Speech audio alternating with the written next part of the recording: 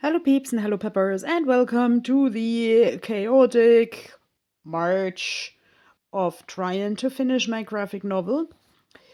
So I'm doing like a day plan every morning, and this folder is actually like really ideal for doing that. I found this at what here the Americans would call a dollar store, and it is both like a clipboard and a folder. And I'm not sponsored by this dollar store, and I'm not sponsored by this phone game, but I actually find this phone game matters to me because you have to kind of shift around little blocks with little cats on a really, really rigid time limit in a really, really cramped space. And this reminds me so much of my school. So, I mean, I know school has been 30 years ago, 25, 30. Um, and today I'm learning most of the stuff like from the internet, of course, fact checking and so on. And one thing I've learned from the internet a lot is that autism and showering is a more complicated thing than it looks. So I kind of decided to put my day plan in this drawing while I'm drawing the shower. And yes, let's pretend the sun shines out of his ass here, because I control how and when I shower. I learned from autism forums that like showering is a bigger sensory issue than I initially thought. So when I was a kid and I always said like water's too hot, water's too cold, and I need someone to sing to me while drying me off, uh, that then the people just thought, so really I was a spoiled little brat. But today I know that like more people have problems with water too hot, water too cold. And actually, that especially in the Nordic countries, I experienced a lot that the water comes out of the shower like either totally cold or totally hot. And if at all, it takes a long time to temperate. So I am only showering when I can combine this with something else. Okay, now this is getting really long, so I decide to shift this from Insta to YouTube. Um, and I mean, it may sound ridiculous, but my favorite shampoo bottle cracked yesterday, and the sauce was like everywhere over like the bag and the items that were in the bag. And like luckily those were things that tolerated soap and water, but actually to me that was um, an incentive to hop into the shower. Yeah, okay, this is a good quote from Facebook, and I have to actually research this lady a little bit more. I have never heard of her before, but she's from Morocco, and I like from the film festivals. I mostly gained the notion that the women in Morocco in today's time are quite modern and emancipated. But this is like only one angle that is presented at the film festivals, and of course, films are always only made in a way like towards a particular story you want to tell. So Google on the wall, who is the prettiest of them all, and I hope I can find Fatima's works in the library. Yes, I shall have to go to the library later on because I have a writing class that is like mostly frequented by women and non-binary people, which I find relevant because if you go there, you sort of have to be ready to think a little bit outside the box and develop your way of thinking. Okay, and now the elephant is really heavy and not in position for showering. Um, so maybe I'll just make another little animal that is showering him, like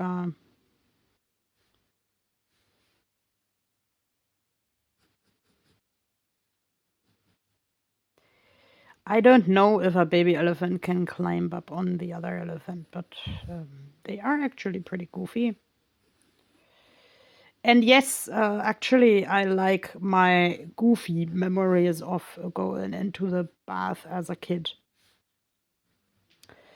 Yeah, like with a dear person singing to me, like always the same made up song.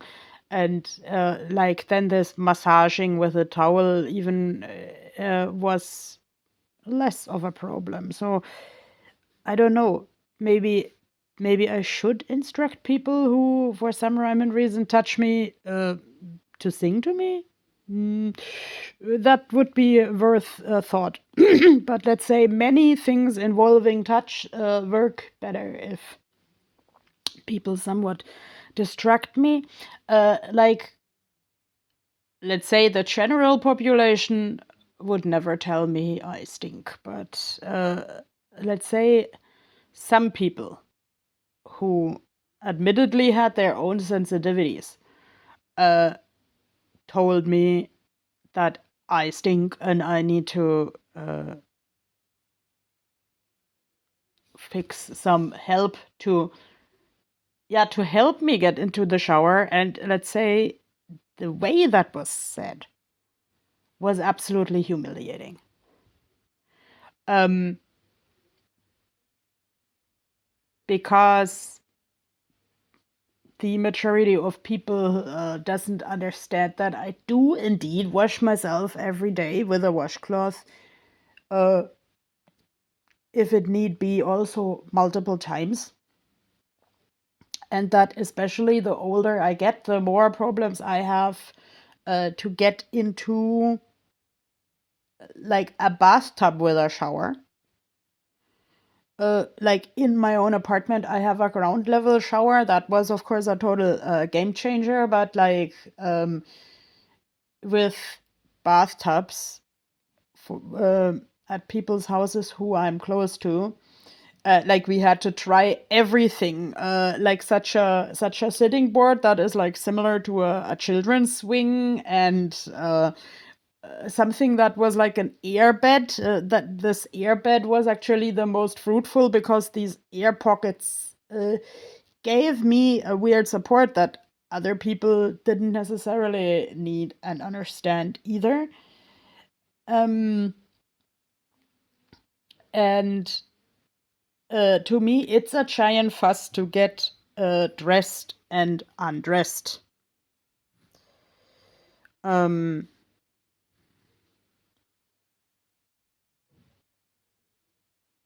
which might actually also add to the reason why I, let's say, don't really need to create intimacy this way.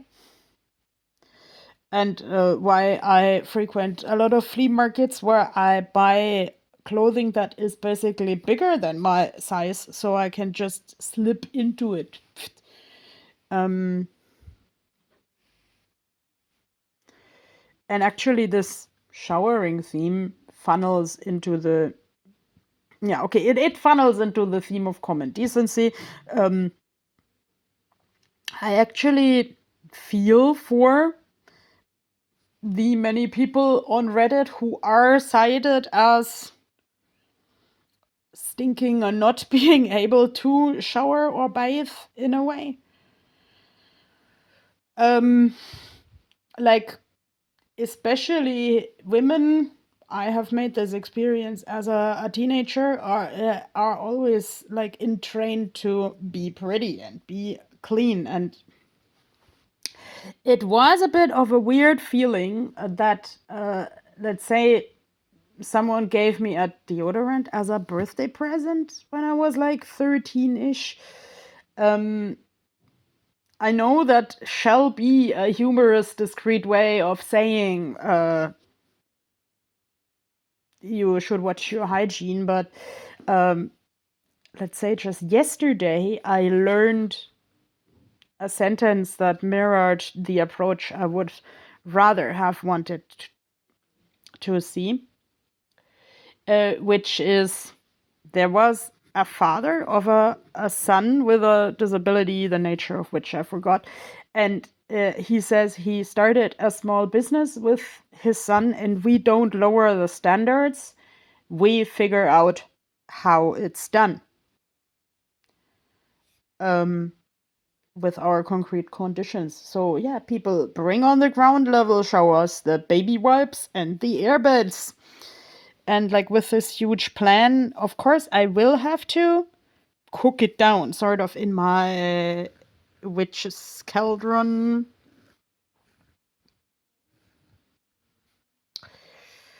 Yes, I have the theory that the women damned as witches in the olden times were also often like autistic or ADHD. And I think Yosemite Sam has made a good YouTube video about that. And let's say, as far as I know, witches are often into like nature healing, into saving the environment, into working with what is there. So, also, yes, with my hygiene and my way of dressing, I work with what is there.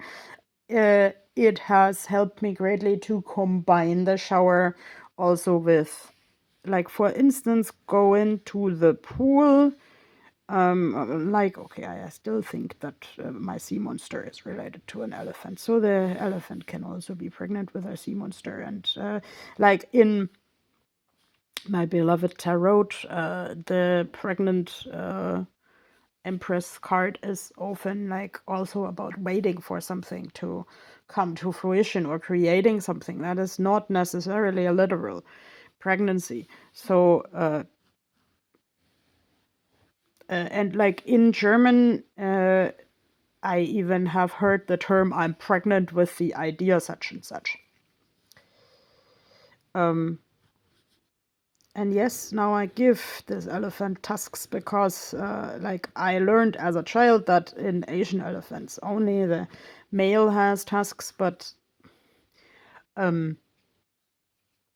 I think I talked about trans pregnancies the other day, and who knows if maybe this is a she elephant who just grew some tusks. And also, I had an interesting conversation with people yesterday that, like, the amount of estrogen and testosterone you have in your body, like, that determines how male or female you look. That is such a broad spectrum, including bearded ladies and all that. And maybe we should also, like, now we're talking about showering, talking about hair. Like, let's say I like wearing my hair long. That is a thing of emancipation, because when I was a kid, and let's say caring for me and my disabilities was difficult, the people always cut my hair short, of course with best intentions, but to me this was an attack on my independence. Today, people kind of try to get me into routines to brush my hair more. Well, yesterday that didn't work because the brush was full of soap, but now I actually brushed my hair in the shower. Happy, everybody. Like, I also encountered a woman with really long hair on YouTube who says, like, due to her autism and other conditions, she can't get a haircut. And this made me reflect on my childhood, like how I always threw a fit when I had to go to the hairdressers. But today, the more I know about autism and the autistic community, the more I see people online who say, like, hair products stink, the noise, the echo and everything. So yes, I have been to a hair salon, I think 2 years ago, when I wanted to donate my hair a big, and that worked really well because the people were calm.